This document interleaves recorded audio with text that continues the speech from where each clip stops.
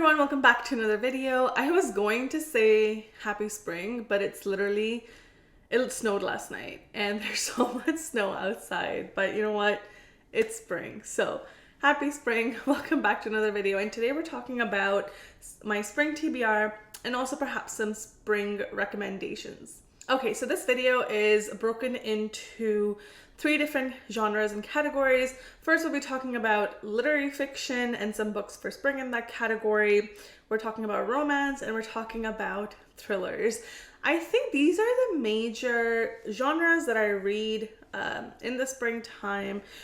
I may pick up a historical fiction or 2, but I think this is also the genre that appeals to most of you watching. If that is true, let me know. If not, let me know and I'll make another one of these videos. But let's get started. So spring is the perfect time to read just like a nice, light literary fiction book, especially something that has something to do with like family drama or something that is like fun or has an undertone of comedy or romance. I find that to be very spring-like. So for this, I have 2. One book that I'm currently reading is Women of Good Fortune by Sophie Wan. I've seen this everywhere. I don't know why. I mean, it has a lot of hype around it, so I'm excited. I am about 50 pages through. It's pretty good so far, but if you haven't seen this one around, this is essentially about 3 friends, Jane, Lulu,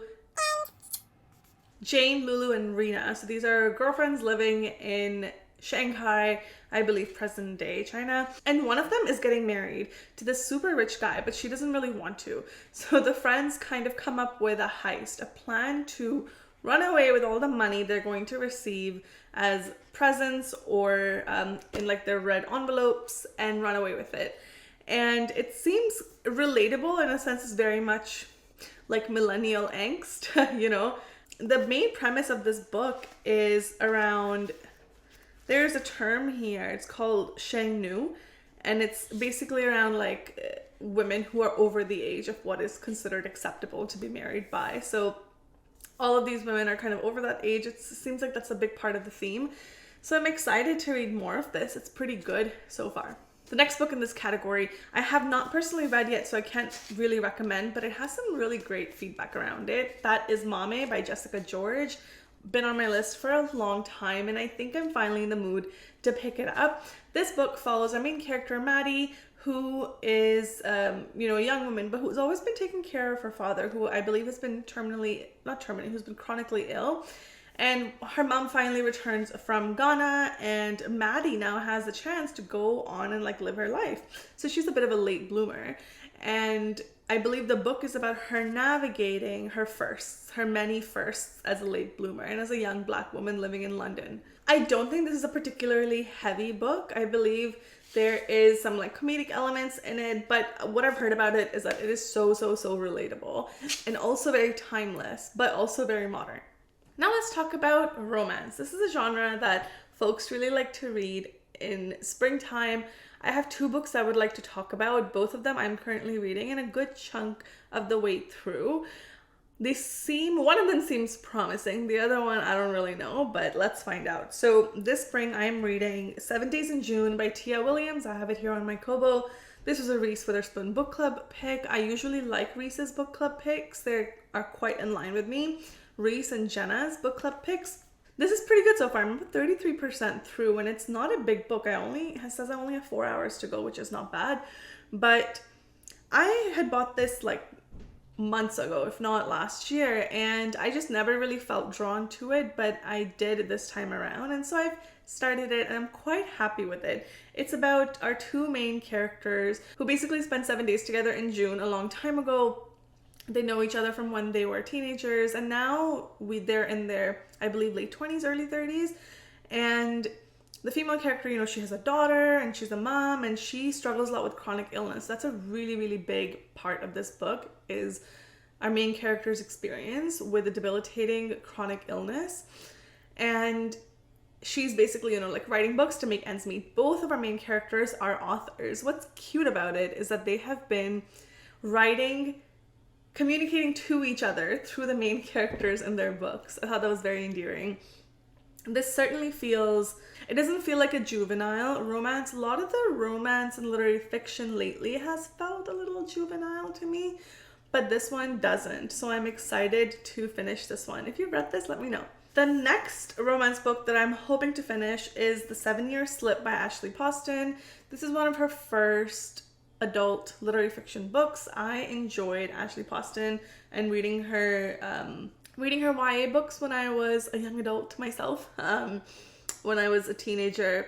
I'm not in love with this book, I'll be honest. It reads really fast. I'm 116 pages through, and I don't know if you can see the marker, yeah, right there. It reads pretty fast, but I'm not in love with it. Like,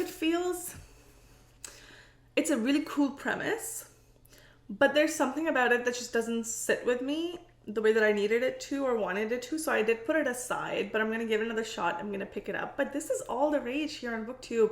Everybody's talking about it. So I really want to give it a fair chance. But this is about our main character, Clementine. She has her grandma pass away, who she had a really, really close relationship with, and her grandma has left her an apartment.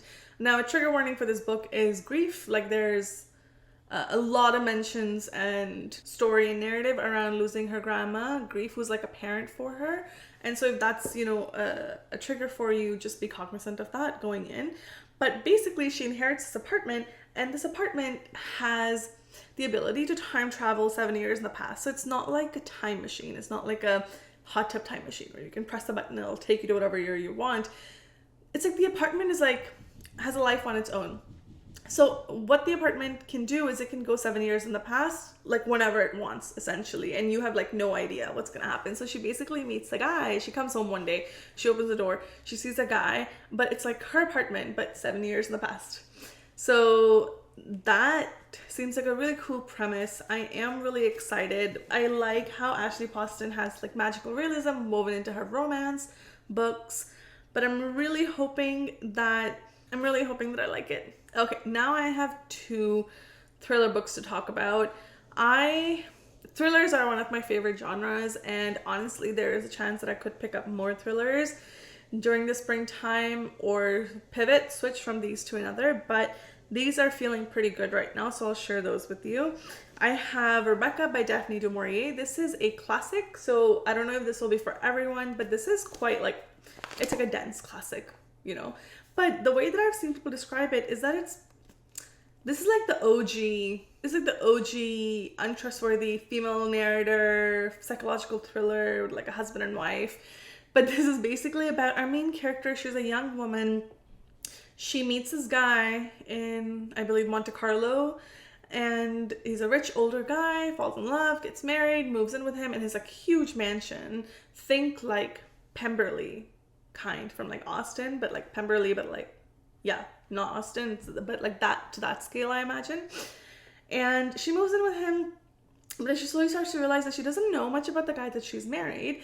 And his dead ex-wife, Rebecca, really still has a presence in the home. So now I don't know if this has paranormal stuff in it. I think it does. Or if it's just like a thriller, but basically Rebecca, his ex-dead wife, is everywhere in the house. And she's perhaps influencing all the decisions our main character is making or their relationship. So I'm excited to read it. I'm still not at the good part. Like, I'm at the part where the main character and the guy are talking and he's interested in her. There's some things about him that are really weird right off the bat to me, but I don't know if it's the writing and the character portrayal or if like he's genuinely not a good guy. I don't know. But I'm excited to read this. Okay, after that, I gave into the hype and I bought The Teacher by Frida McFadden. I absolutely loved The Housemaid. Okay, not absolutely loved. I really enjoyed The Housemaid. The ending was a little bit similar to something I had read before. So if I hadn't read that book, I would have been much more like in love with The Housemaid. But what I really enjoyed about The Housemaid was that it was very, very fast paced. It was like always kept me on my toes. It was like fun. It was just like moving. And so I have very similar expectations from The Teacher. And this is one of her newest ones. So I believe people are really talking about this. But I have no idea what this is about, by the way. I just saw it and I bought it. So let's read the back together. Eve has a good life. She gets up each day, gets a kiss from her husband, and heads off to teach math at the local high school. All is as it should be, except last year, Kasem High was rocked by a scandal involving a student-teacher affair with one student, Addie, at its center. But Eve knows there's far more to these ugly rumors than meets the eye. Addie can't be trusted. She lies. She hurts people. She destroys lives. At least that's what everyone says. But nobody knows the real Addie. Nobody knows the secrets that could destroy her if people at the school found out. And when Eve discovers the shocking truth, Addie will do anything to keep her quiet. Ooh, this is giving me like Pretty Little Liars vibe a little bit, with like Addie, female student, unreliable, and then it involves like a teacher potentially getting in trouble, or like the teacher being the target basically. So it seems like the teacher gets involved in some like funny business. And interesting. Okay, I like this. I'm probably gonna pick it up like this weekend. It looks nice. If you are planning on reading any of these, let me know. If you've made it this far, maybe comment down below with the books emoji. It would be nice to see how many folks kind of make it to the end of my videos, but give me a books emoji down below. And let me know if you would like me to put together a video on my recommendations, the books that I have read in these categories that could be good for spring, and I can share that as well. Thanks for being here as always, everyone. Happy reading, and I will see you next time.